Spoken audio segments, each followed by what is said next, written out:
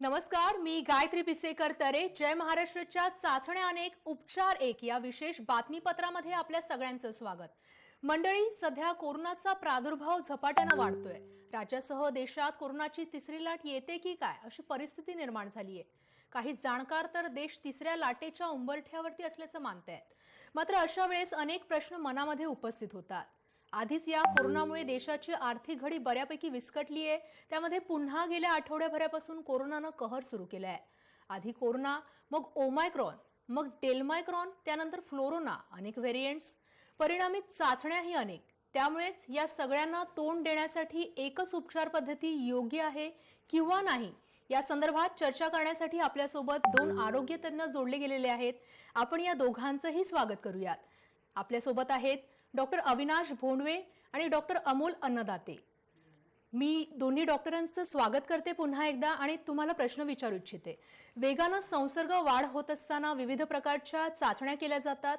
या टेस्ट कोणत्या आहेत आणि हा पहिला प्रश्न आहे. तर त्या टेस्ट का होतात आणि हा दुसरा प्रश्न, आणि या चाचण्या कोणी करून घ्यायच्या आहेत याबद्दल आम्हाला सविस्तर माहिती द्यावी. मी उत्तर देतो. आपण जे म्हणताय त्याप्रमाणे चाचण्यांचा जो आहे त्याच्यामध्ये आपल्याला दोन भाग करावे लागतात. एक म्हणजे निदान चाचणी, की या व्यक्तीला कोविड पॉझिटिव्ह आहे किंवा नाही, आणि ही व्यक्ती पॉझिटिव्ह आल्यानंतर त्याच्या शरीरामध्ये अंतर्गत बदल काय झालेत किंवा कुठल्या पद्धतीचे धोके त्याला आहेत या पद्धतीने होणाऱ्या चाचण्या, असे हे दोन मुख्य प्रकार आहेत. आता कोविडची टेस्ट जी आहे ती आपण गेली 2 वर्ष RT-PCR टेस्ट करतोय आणि अँटीजेन टेस्ट करतोय. आता सध्याचा जो ओमायक्रॉन व्हेरियंट आहे, ह्या व्हेरियंटमध्ये साधारणतः 32 प्रकारचे म्युटेशन त्याच्या स्पाइक प्रोटीन मध्ये झालंय. त्याच्यामुळे एक अशा प्रकारचं एक सगळीकडे वातावरण होतं की आत्ताची जी RT-PCR टेस्ट आहे ही त्याला फारशी उपयुक्त ठरणार नाही. काही केसेस त्याच्यामधून मिस होतील, म्हणजे त्या निगेटिव्ह येतील, पण तो ओमायक्रॉन पॉझिटिव्ह असेल. त्यामुळे त्याच्यावर बरंच संशोधन केलं गेलं आणि त्या प्रकारे काही ठराविक पद्धतीने ती तपासणी केली तर त्या चाचणीमध्ये याच्यात ही टेस्ट पॉझिटिव्ह आहे किंवा नाही हे खात्रीने कळू शकतं. त्याच्यामुळे परवा 23 डिसेंबरला ICMRनी साधारणतः 204 पद्धतीची किट्स ही त्यांना पूर्ण मान्यता दिली आहे की यांच्याद्वारे जर आपण हे टेस्ट केली तर ती पॉझिटिव्ह आली तर ती ग्राह्य धरली जाईल. आणि त्याचबरोबर टाटा मेडिकल अँड डायग्नोस्टिक कंपनीची एक जी टेस्ट आहे ती केवळ ओमायक्रॉनच्या टेस्टसाठी त्यांनी मान्यता दिलेली आहे. तर आता याच्यामधून त्यावेळेला तुम्ही कराल त्यावेळेला ही एकच टेस्ट आहे. अँटीजेन टेस्ट मध्ये सुद्धा ओमायक्रॉन तपासता येतो किंवा कोविड तपासता येतो, परंतु आधीच्या डेल्टा विषाणूप्रमाणे याच्यामध्ये फॉल्स निगेटिव्ह, ही जर पॉझिटिव्ह आली तर पॉझिटिव्ह धरायची, पण तो निगेटिव्ह जर आली तर मग पुन्हा एकदा त्यांनी RT-PCR करून घ्यायची. हेच तत्व आहे. अँटीजेन मध्ये हा जीन तपास म्हणजे त्याचा स्पाइक प्रोटीनशी संबंध येत नसल्यामुळे कदाचित ती जास्ती इफेक्टिव्ह ठरते असंही तज्ञांचं मत आहे. आता ज्या व्यक्तीला तो पॉझिटिव्ह झाल्यानंतर त्याच्या शरीरांतर्गत काय बदल झालेत, ज्यावेळेला आपला हा विषाणू कुठलाही कोरोनाचा कुठलाही व्हेरियंट असला शरीरात गेल्यानंतर एक प्रकारचा दाह तयार होतो आणि या दाहामुळे शरीरामध्ये अंतर्गत म्हणजे हा दाह जो असतो हा आपल्या प्रतिकार शक्तीने निर्माण केलेला असतो आणि त्याच्यामुळे आपल्या शरीरातल्या विविध संस्थांवर काय परिणाम झालेत, रक्तामध्ये गुठळ्या होणार आहेत का, किंवा त्याच्या लिव्हरला काही त्रास होणार आहे का, किडनीला काही त्रास होणार आहे का, किंवा त्याच्या इतर अवयवांना काही प्रॉब्लेम्स आहेत का, यासाठी रक्ताच्या काही टेस्ट आहेत. त्याला आपण कोरोना प्रोफाईल म्हणतो आणि त्याच्यामधून हा दाह कळतो. आणि त्याचप्रमाणे त्या व्यक्तीला जर खोकला असेल, हे असेल, जर निमोनियाची शक्यता असेल तर त्याचा एक्सरे किंवा त्याचा छातीचा CT स्कॅन केला जातो, त्याला HRCT म्हणतात. तर ह्या तपासण्या आहेत. मात्र ह्या तपासण्या या त्यानंतर डॉक्टरांनी सांगायच्या असतात. आता गेल्या लाटेमध्ये आणि आता सुद्धा लोकांनी RT-PCR केली, पॉझिटिव्ह आली की लोक स्वतःहून इतर तपासण्या करतात. तर इतर तपासण्या करण्याची गरज नाही. नेहमीप्रमाणे आपल्याला ज्यावेळेला डॉक्टर सांगतील त्यावेळेला तुम्ही तुमची RT-PCR करून घ्या, किंवा तुम्हाला जो त्रास वाटत असेल, शंका वाटत असेल तर तुम्ही तुमची RT-PCR हे जिथं मान्यताप्रत सेंटर्स आहेत अशा ठिकाणी करून घ्या आणि ती पॉझिटिव्ह आली तर पुढे डॉक्टरांच्या सल्ल्याप्रमाणे उपचार करा. आता उपचारामध्ये सुद्धा काही बदल नाहीये. त्या व्यक्तीला उपचारांमध्ये सुद्धा दोन भाग आहेत. एक म्हणजे त्याची जी प्राथमिक लक्षणं आहेत, म्हणजे काय घसा खवखवत असेल किंवा नाक चोंदलं असेल, त्याला खोकला असेल, अंग दुखत असेल, गळून गेल्यासारखं वाटत असेल, तर ही जी लक्षणं आहेत किंवा आता एक 2 दिवसापूर्वी उलटी मळमळीचं एक लक्षण आलेलं आहे किंवा असे जे भूक न लागणं, अशा प्रकारच्या लक्षणांसाठी काही औषधं दिली जातात. ही सिंपल औषधं असतात. यामध्ये कुठलीही अँटीबायोटिक्स नसतात. यामध्ये केवळ विटॅमिन्स किंवा ताप उतरण्याची औषधं, डोकं दुखणं कमी होण्याची औषधं एवढीच असतात. मात्र जी. त्यापुढे त्या पेशंटचे जे तपासण्यांमध्ये जर काही लक्षात आलं तर त्याप्रमाणे त्या लक्षणांना किंवा तो दाह कमी करण्यासाठी पूर्वीच्या याच्याप्रमाणे जे आहे तर तेही औषधं लागू शकतात, ज्याच्यामध्ये स्टिरॉइड्स किंवा रक्त पातळ करणारं हिपॅरिन किंवा सारखी औषधं आणि ऑक्सिजन लागू शकतो. परंतु हे त्या पेशंटची कंडिशनवर ठरलं जातं. त्याच्यामुळं चाचण्याही एकच आहेत आणि उपचारही तेच आहेत. जी, माझा आता पुढचा प्रश्न आहे डॉक्टर अन्नदातेंसाठी. कोणी कोणत्या टेस्टला सामोरं जायचं हे कोण ठरवणार? हे अर्थातच जे डॉक्टरचा तुम्ही सल्ला घेणार ते ठरवणार. मला वाटतं कोविडमध्ये जे सगळ्यात जी विचित्र गोष्ट झाली आहे की घराघरांमध्ये डॉक्टर तयार झालेत, सोशल मीडियावर डॉक्टर तयार झालेत. मी सांगेल की तुम्हाला, मी बालरोग तज्ञ अविनाश सर एक फॅमिली फिजिशियन आहेत. सगळ्यात चांगलं एक एमबीबीएस फॅमिली फिजिशियन तुमचे जे कोणी असतील किंवा तुमच्या गावामधले जे आपल्या सरकारी दवाखान्यांमध्ये जे कोविड उपचार केंद्र बऱ्यापैकी उपजिल्हा रुग्णालयांपासून जिल्हा रुग्णालय सगळीकडे सुरू आहे, आरटीपीसीआरच्या तपासण्यांची सोय आहे, तर तुमच्या जवळच्या सरकारी केंद्राकडे किंवा तुमच्या गावातल्या एमबीबीएस फॅमिली फिजिशियनचा जर तुम्ही सल्ला घेतला तर ते तुम्हाला गाईड करतील. आणि सर यांनी सांगितल्याप्रमाणे हे आधी डॉक्टरनी ठरवायचं. आधी रॅपिड अँटीजन टेस्ट करून घ्या, लगेच आरटीपीसीआरही करायची गरज नाही. पहिले रॅपिड अँटीजन करा, कारण त्याचा निकाल अर्ध्या तासात लागतो. ती जर पॉझिटिव्ह आली तर कोविडचे उपचार सुरू करा, निगेटिव्ह आली तर आरटीपीसीआर करा आणि 2 दिवसामध्ये तुमचा रिपोर्ट येईल. तोपर्यंत कोविड आहे असं गृहीत धरून गृह विलगीकरण किंवा गरज असेल, जर लक्षणं जास्त असतील तर रुग्णालयामध्ये इन्स्टिट्यूशनल क्वारंटाईन, इन्स्टिट्यूशनल आयसोलेशन मध्ये म्हणजे रुग्णालयात दाखल होऊन उपचार सुरू करा. निगेटिव्ह आली तर उपचार डिस्कंटिन्यू करा आणि पॉझिटिव्ह आली तर उपचार कंटिन्यू करा. असा साधा फ्लोचार्ट आपल्याला सगळ्यांना फॉलो करायचा. जी, डॉक्टर अन्नदाते, तुमच्यासाठी आणखी एक प्रश्न असा आहे, महागडी जिनोम टेस्ट सध्या केली जाते, ती प्रत्येकाचीच करणं अपेक्षित आहे का? नाही, हे एक लक्षात घ्या, जिनोम टेस्ट ही अत्यंत महागडी, अत्यंत म्हणजे ती आता ज्या प्रकारे आता महाराष्ट्रामध्ये 11,000 काल केसेस आणि 7,500 मुंबई, तर आपल्याकडे अख्ख्या पूर्ण देशामध्ये 5 ते 6 लॅबोरेटरीज मला वाटतं आहे. कस्तुरबा हॉस्पिटलला एक आहे, महाराष्ट्रात फक्त 2 ते 3 ठिकाणी आहे. पुणे एक आहे, नॅशनल इन्स्टिट्यूट ऑफ व्हायरोलॉजी, नागपूरला थोडं आता अशाच सुरू झाली, मुंबई.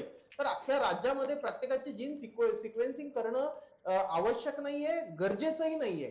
जेव्हा आता आपल्याला माहिती आहे की बहुतांश केसेस या ओमिक्रॉनच्या सुरू होणार आहे, आता जे पुढचे जे रुग्ण आहेत ते बहुतांश ओमिक्रॉनवर आहेत आणि क्लिनिकली मी तर म्हणतो की आम्हाला आता डॉक्टरांना समोरून रुग्ण चालत आला आणि तो खोकत असला तर त्याच्या चेहऱ्यावरून आता मला वाटतं सर सांगतील की लक्षात येतं की हा कोविड पेशंट आहे म्हणून.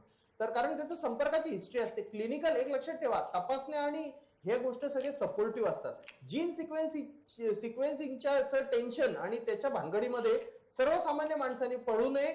हे सरकारचं काम आहे बघणं, निवडक काही सॅम्पल्सचं प्रत्येक भागातून जीन सिक्वेन्सिंग करून घेणं आणि फक्त ट्रेंड्स बघणं की डेल्टाचे रुग्ण जास्त येत आहेत की ओमिक्रॉनचे जास्त येत आहेत.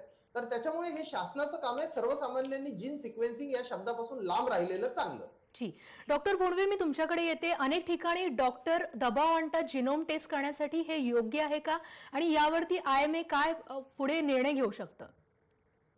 माझ्या माहितीप्रमाणे डॉक्टर्स असा कुठल्याही प्रकारे जिनोम सिक्वेन्सिंग करून घ्या असं सांगत नाहीत.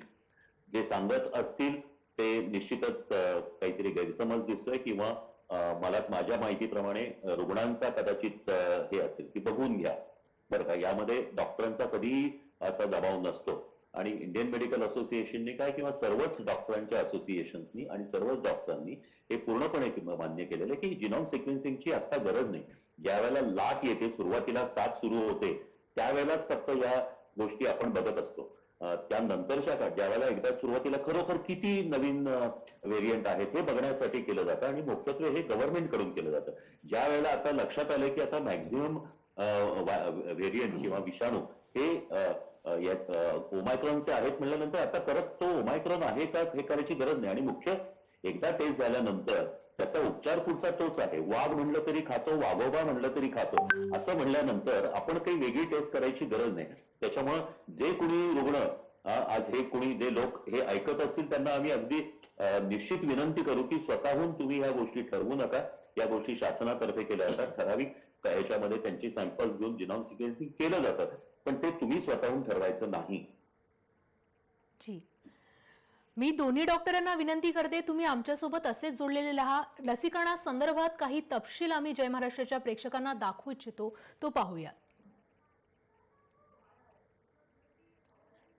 देशभरामध्ये लसीकरण सुरू झालेलं आहे. मुंबई, पुणे, कोल्हापूर, औरंगाबाद, धुळे आणि जालन्यामधली दृश्य आपण पाहत आहोत.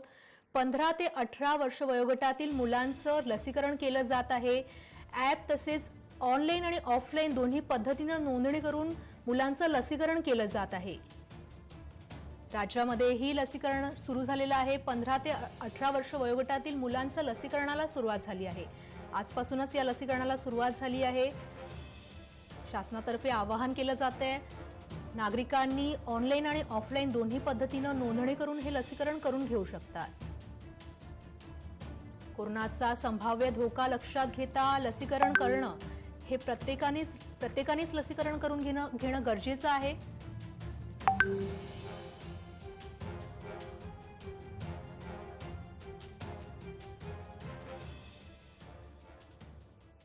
पुन्हा चर्चेकडे वळूयात आपण. तर दोन्ही डॉक्टरांना पुन्हा विनंती करते. डॉक्टर, अन्नदात्यांसाठी आता प्रश्न आहे, ही जिनोम टेस्ट नेमकी का केली जाते? जिनोम टेस्ट म्हणजे दुसरं तिसरं काही नसून की त्या जो कोरोनाचा रुग्ण आहे तो नेमका कुठल्या व्हेरियंटमुळे पसरतोय याचं एक त्या व्हेरियंटचं जीन सिक्वेन्स सुरुवातीला आपल्याला अवेलेबल होतो आणि त्याच्याशी या कोरोनाच्या टेस्ट मधून त्याचे मल्टिपल्स करून हे या जीन बरोबर मॅच होत आहेत की नाही हे बघितलं जातं. तर ही जीन सिक्वेन्सिंग हा नेमका व्हेरियंट कुठला आहे, सुरुवातीचा तो अल्फा आहे का डेल्टा आहे की डेल्टा प्लस आहे की ओमिक्रॉन आहे की अजून कुठला ओमिक्रॉन सोडून एक नवीन व्हेरियंट निर्माण होतोय, हे बघण्यासाठी जिनोम सिक्वेन्सिंग केलं जातं. तो कोरोना आहे की नाही हे निदान करणारी जिनोम सिक्वेन्सिंग ही काही टेस्ट नाही. जी, डॉक्टर भोंडवे, लसीकरणाच्या आजच्या मोहिमेमुळे या चाचण्या केल्या नाहीत तर चालू शकतात का? नाही, असं नाहीये. एक लक्षात घ्या, आता जे लसीकरण सुरू झालेलं आहे 15 ते 18 वर्षाच्या मुलांचं आणि आतापर्यंत ज्यांचं 18च्या पुढच्या अनेक लोकांचं लसीकरण झालेलं आहे. लसीकरण झालं आणि आपल्याला जर लक्षणं दिसली तरी सुद्धा तुम्ही टेस्ट करून घेणं आवश्यक आहे. कारण एक गोष्ट अशी आहे की दोन्ही डोस होऊनही तुम्हाला कोरोना होऊ शकतो. मग तो डेल्टा होऊ शकतो किंवा इव्हन ओमायक्रॉनही होऊ शकतो. ओमायक्रॉन होण्याची शक्यता जास्ती आहे, पण तो झाला तरी तुम्हाला तो अत्यंत सौम्य पद्धतीचा होतो. हॉस्पिटलमध्ये ऍडमिट होण्याची गरज लागत नाही आणि मृत्यूची शक्यता अजिबात नसते. त्याच्यामुळं आज तुम्ही डोस घेतले किंवा तुम्ही डोस घेतल्यानंतर तुमच्या शरीरात 14 दिवसांनी प्रतिकार शक्ती किंवा तुमची अँटीबॉडीज तयार होतात. त्यानंतरही तुम्हाला कोरोना होण्याची शक्यता असते.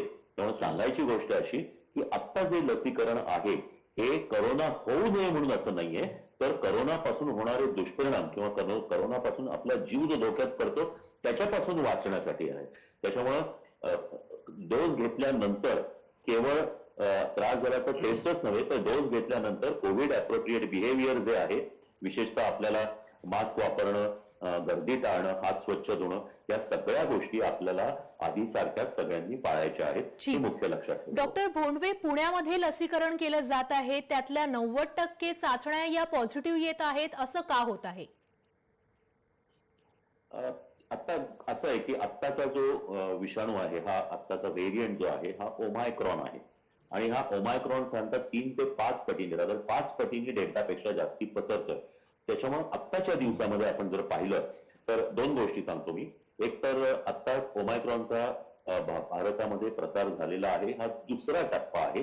जे आता जे लोक कधी परदेशी जाऊन आले नाही किंवा परदेशी लोकांच्या कॉन्टॅक्टमध्ये नाही अशांनाही ते होतोय. आणि दुसरी एक गोष्ट अशी आहे की जी काही प्रगत राष्ट्रांमध्ये लक्षात आली, आता थंडीचे दिवस आहेत. गेल्या काही दिवसात सगळीकडे प्रचंड थंडी पडली होती आणि या थंडीमध्ये अनेकांना इन्फ्लुएन्झाची लागण झालेली, म्हणजे फ्लू सारखी सर्दी, खोकला, बारीकचा ताप. तर एक नवीन असं एक लक्षात आलेलं आहे की फ्लू आणि कोरोना हे दोन्ही एका वेळेला लोकांना होतात. तर त्यामुळं हे असं लक्षात येते की भारतामध्ये याची तपासणी किंवा संशोधन झालेलं नाहीये, इस्रायलमध्ये आणि अमेरिकेत झालंय. तर हा जो याला फ्लोरोना असं नाव दिलेलं आहे. पण सांगायचा मुद्दा आता की या वाढत्या फ्लूच्या किंवा सर्दी खोकला तापाच्या पेशंट्समध्ये कोरोनाचे पेशंट्स हे नक्की निघतात आणि त्याच्यामुळे 90% पेशंट्स हे पॉझिटिव्ह येतात. पण याचा अर्थ असा नाही की हे चुकीचे पॉझिटिव्ह दिले जातात किंवा मुद्दाम पॉझिटिव्ह दिले जातात. अशा प्रकारचा अपप्रचार होत असतो, परंतु तसं मुळीच नाहीये.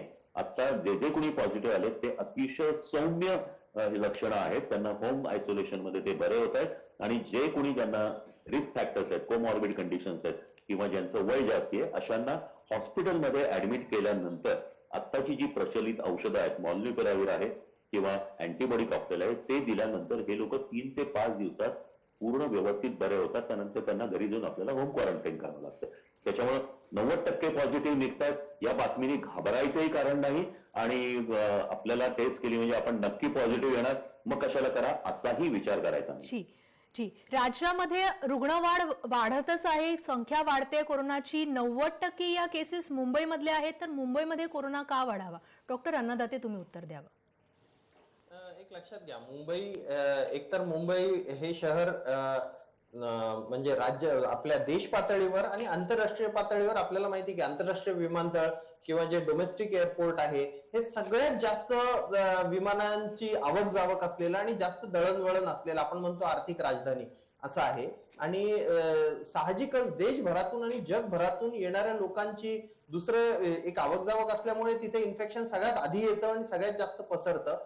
दुसरी गोष्ट, मुंबई हे अत्यंत गर्दीत मध्ये जिथे लोक राहतात, ओव्हर क्राउडिंग, हे सर्वाधिक ओव्हर क्राउडिंग म्हणजे न्यूयॉर्क आणि मुंबई हे दोन अशी शहरं आहेत जगातली जिथे सर्वाधिक ओव्हर क्राउडिंग मध्ये लोकांना राहावं लागतं. आपण बघतो की एकेका छोट्या, जर धारावी सारखी गोष्ट आपण मागे बघितली किंवा अनेक ठिकाणी फ्लॅट्समध्ये, एका फ्लॅटमध्ये 5-5, 6 जण राहतात एका खोलीमध्ये.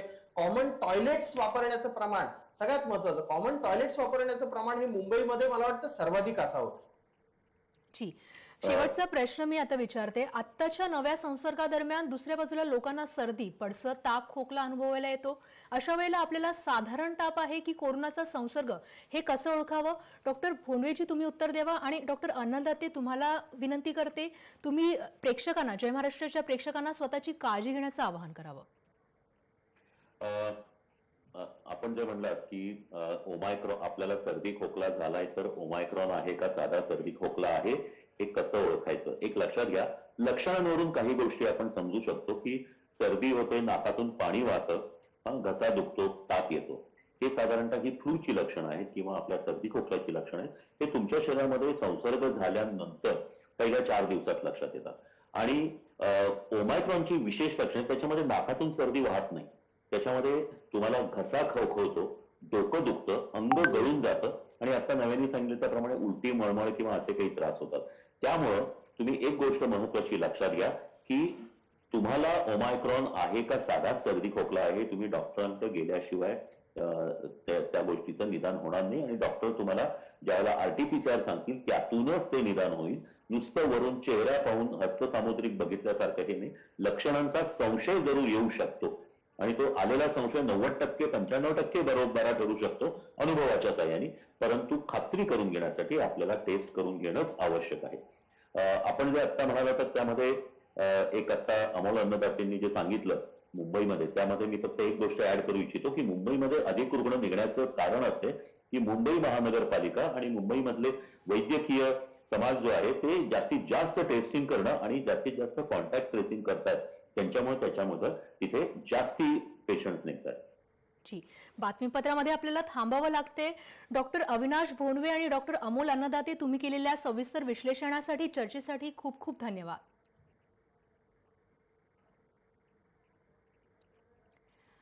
चाचण्या अनेक, उपचार एक या बातमीपत्रामध्ये आपण इथेच थांबतोय. तुम्ही पाहत